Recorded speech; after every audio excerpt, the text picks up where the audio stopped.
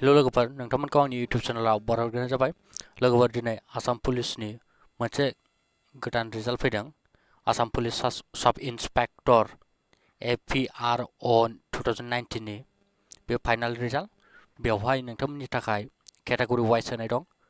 नैबे गिबियाव मेलफोरनि थाखाय आनरिजार्भनि बाय टटेल 37 केन्डिडेट्स दं आनरिजार्भआव। लोगोफोर आं दिनै बेवहाय रल नं आरो नेमखौ नोंथांमोननो फारियै खिथाहरनो सानदों। बेवहाय लोगोफोर बे भिडिअआव आङो बे PDF फाइलनि लिंकखौबो बे डिसक्रिपसन बक्सआव होनाय जागोन। नोंथांमोनहा बेनिफ्राय चेक खालामनो हागोन। दा नायदो गिबियाव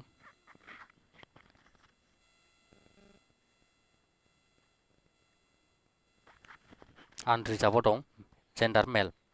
बेयाव रल नं होनाय दं 211011130 नेम नीलोत्पल सयखिया 211000856 देबजित चौहान 211000679 मधुराय मनजित सयखिया 211000696 कौशिक सेनापति 211000488 सागर दास 2110121 पराग कुलिथा 211013004 अनिमुल इस्लाम 211000640 मृणाल कुमार नाथ 211000728 ज्योति प्रसाद राजबंशी 211012701 बसुनाथ बर्मन 211000418 स्वप्नानिल बरुवा 2110062 पिंकु बसुमतारी 211000544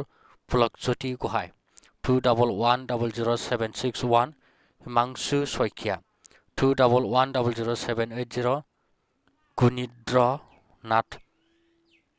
बिनि उनाव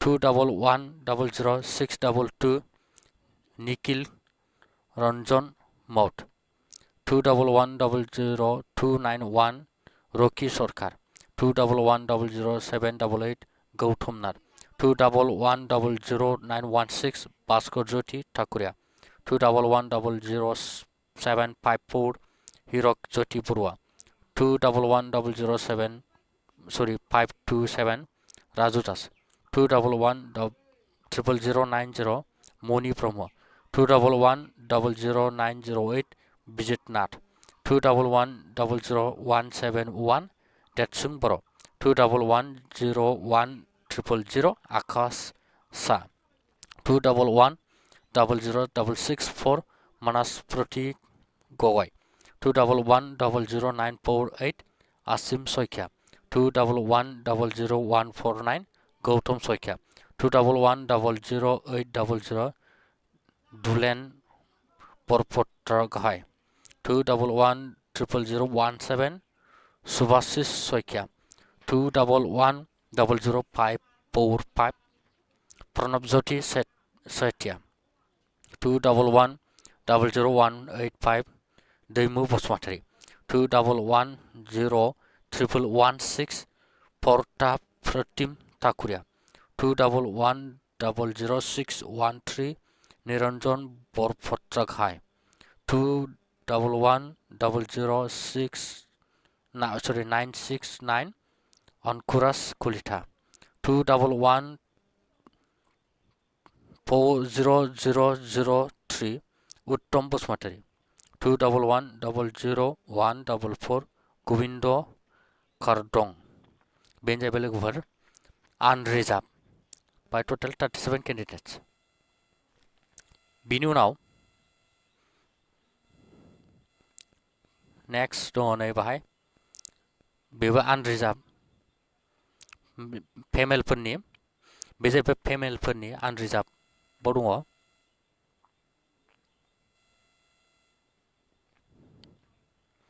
बेवहाय सिरियाल नं आरो रल नं होनाय दं। रल नं 2110146 कैंडिडेट नेम डेमी सयखिया। बेनिफ्राय 2110130 सोदोमस्रि बाग्लारी।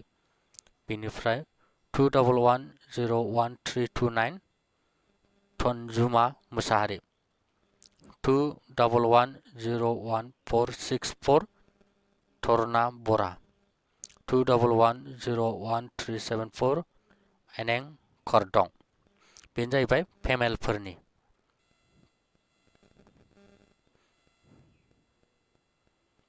बिनि उनाव बेवहाय दङ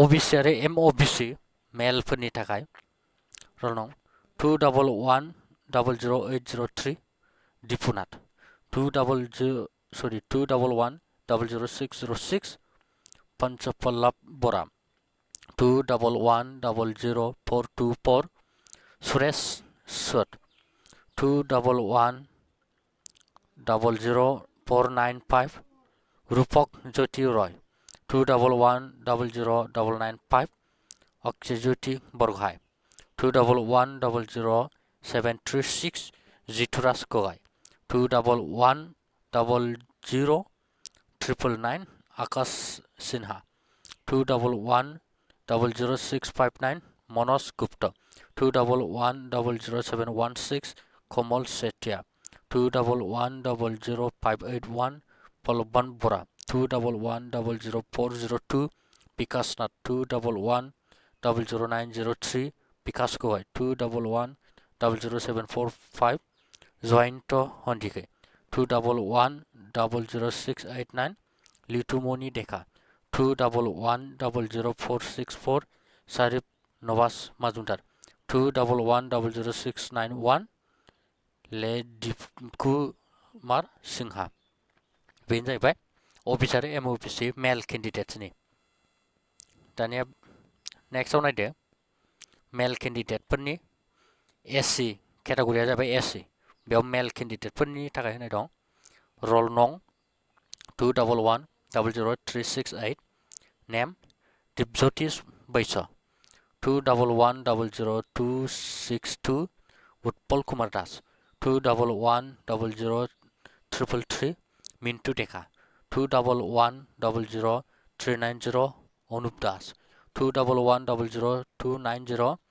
रूपज्योति दास बेनो जाहैबाय एससी फोरनि मेल केन्डिडेटफोरनि थाखाय बेनि उनाव एसटी ओसनि दं बेयाव मेलफोरनि थाखाय होनाय दं बाय सानैल' केन्डिडेट दं रोल नं 211000243 सुभाष चन्द्र तरेन बेनि उनाव 211000246 सन्दीप कुमार बांथाय बेनो जाहैबाय मेल केन्डिडेटफोरनि बेनिफ्राय नेक्स्ट एसटीपी आव होनाय दङ जेन्डार मेल बेवहाय होनाय दं रोल नं 211000200 कैंडिडेट नेम बिरुदावसा आइजाक बसुमतारी बिनि उनाव रोल नं 211000126 जिमित ब्रह्म 2110070 पद्मेश्वर गाम 211000209 विद्युत देउरी 2110024 सैथम बर 2110014 सोमदोन बसुमतारी 211000129 जावजेंसा बसुमतारी 2110022 आसिम कुमार बर बेफोरनो जाबाय एसटीपी मेल कैंडिडेट्स दा लोगोफोर बेनो जाहैबाय टोटल रिजाल्ट्स दा नोंथांमोनहा बे रिजाल्टखौ बे भिडिअनिफ्राय गोरलैयैनो चेक खालामनो हाबाय जानो हागौ दा जोबनायाव नोंथांमोनहा जुदि भिडिअखौ मोजां मोनोबा अननानै लाइक खालायदो शेयार खालायदो आरो साबस्क्राइब खालामनानै बेल आइकनखौबो थुनानै लादो जाहाथे नोंथांमोनहा बेबायदिनो भिडिअखौ मोनबाय थानो हायो एसेनोसै गोजोन्थों